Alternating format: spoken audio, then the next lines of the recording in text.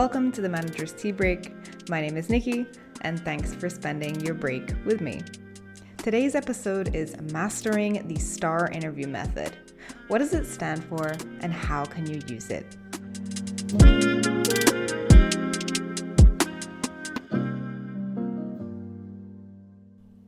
It's both exciting and stressful to hire new team members.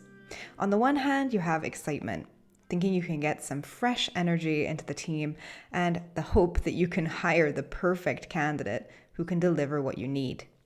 On the other, in the back of your mind, you might have a little anxiety thinking that, if this person doesn't work out, you risk wasting your time and having your judgment questioned, as you're the one who hired them, right? HR teams are well aware of the cost of a bad hire, which can include lost productivity, lost time, and costs associated with recruiting and training, damage to employee morale, and possible damage to a company's reputation or client relationships.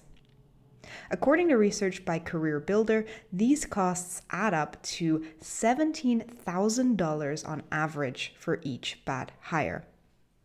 That's why many companies implemented and now use the STAR method to lower their risk of a bad hire. This method has been around for decades.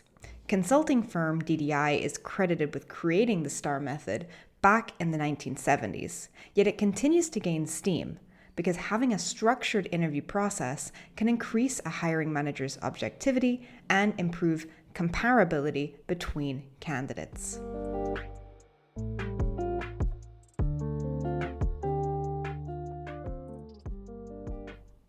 What is the STAR interview method? The STAR interview method is a way to structure the interview process. Rather than having a list of defined questions, you ask the candidate several questions about the same situation to get them to go into greater detail. This way, you can have more insight into how they think and should be able to get less prepared answers. Each interview segment is structured into 4 parts: situation, task, action, and result. These together give us the acronym STAR, S-T-A-R. So S stands for situation, describe a situation in which you blah, blah, blah. T for task, what tasks did you have to do? A for action, what actions did you take? And R for results, what was the end result? It takes practice to be able to ask effective questions in the structure. A particular skill you need to hone is the ability to ask open-ended questions. You want the candidate to be the one talking, but you still want to be the one directing the conversation so that you can get the information you need to assess their suitability for the position. And as a side note, there's a separate podcast episode around the art of asking open-ended questions as a leader. So after this podcast, you might want to check that one out as well. How to use the STAR interview method as a hiring manager. As a hiring manager, let's say you're interested in starting to use STAR in your interviews. The most important thing is to come prepared. The conversation may go in different directions, but you need to know what personal and professional competencies you're looking for in a candidate and have some questions ready in case you need some guidance midway. First step, consider candidate competencies. The first thing to consider is the professional and personal competencies you're looking for in a candidate. Many companies have defined competencies for different seniorities, and this is a great starting point. Review this list and decide which ones are more important for this particular role. Ideally, you should have this clear, even before the job ad goes live, as you can work parts of this into the job description and showcase what you're looking for in an ideal candidate. For example, let's say your company has defined that all team members should exhibit the competencies of collaboration, entrepreneurship, and resilience. Maybe for the particular role you're hiring for, the most important of these competencies is the person's collaboration skills, so you want to test for this. Step 2, prepare STAR-specific questions for that competency. Now we know we want to test for collaboration skills, we can note down a couple of questions in the STAR format. Here you want to combine your knowledge of the specific role plus the competency of collaboration. So for example, if I'm hiring for a new scientific writer role and I want to test the interviewee for collaboration skills, my prepared questions might be, for situation, can you describe a time when you had to write a piece that required a lot of collaboration with subject matter experts? Then in task, what was the objective of this particular writing assignment, or what tasks were you responsible for? Action, how did you work with the subject matter experts to ensure that the content was accurate and effective? And results, what was the outcome of your writing? How did the intended audience react to the piece? Personally, I think that when you first start doing STAR interviews, it's quite difficult to think of these questions on the fly. That's why I believe you should note down a few options of questions for each of the STAR segments that could help you if you get stuck. For example, I have a quick template that I make in Word or Excel, just a quick table where I have situation, task, action, and results on the rows. And in columns 2 and 3, I have possible question 1, possible question 2, a super simple table.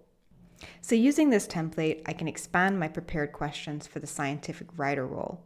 And if you want to have a look at that table and what that looks like, then click the link to go to the blog article of this podcast and you can see the table and then the completed table and how that looks. I'm not going to ask both sets of questions from columns B and C. I'm only going to ask one for each of the STAR letters, but this way I can use the list to kick off this series of questions with one from the situation row, and during the conversation, I can use the others to guide me. It's really important not to force the conversation to go exactly in this order. The candidate might describe a situation where your follow-up questions don't give you added value. Maybe first you need to ask some clarification questions about the particular situation before you move on to the task question, or after listening to the candidate, their situation was a bit unique, so you want to ask about the tasks in a different way than you originally planned. You need to be comfortable to think on your feet and take the conversation a completely different direction as long as you stick to the STAR format. Another tip is to stay conscious of time. I've noticed most candidates like to spend most of the time talking about the situation, but it's easy to get sidetracked there. For example, if you hear the candidate say they used a specific tool and then you ask a clarification question about that and go down a dead-end route.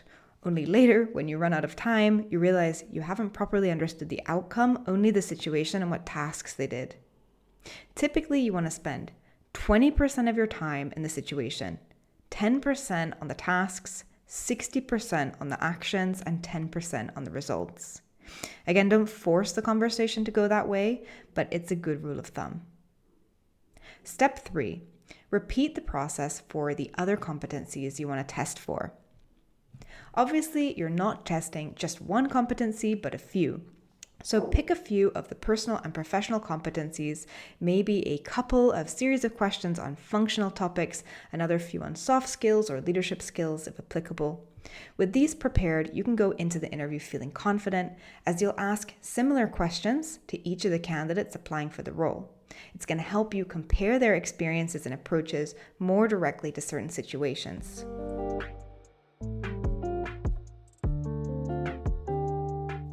I'll acknowledge when I first started using the STAR method, it was more time consuming at the start because I had to really think properly about what I wanted in a candidate and practice my open-ended question skills.